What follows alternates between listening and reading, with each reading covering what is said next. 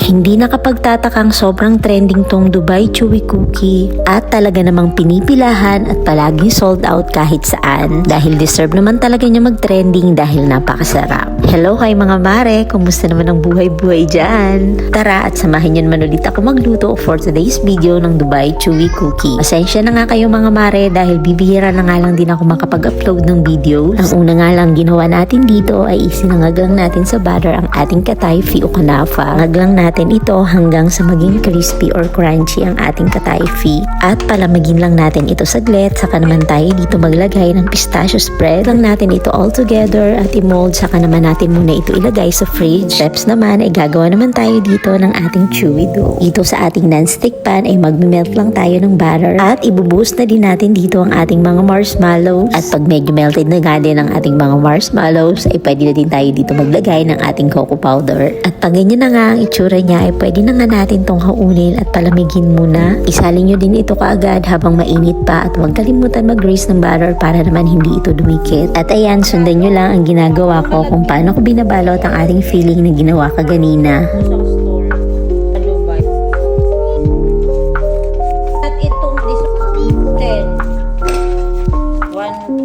At ayan, ulit-ulitin lang natin ang ating proseso hanggang sa matapos ang ating ginagawa. Finally, after ng ating pagbibilog ng ating chewy cookie ay lalagyan naman natin ito ng cocoa powder. Graduhin lang natin na lagyan natin ito lahat at naikot ng maayos sa cocoa powder.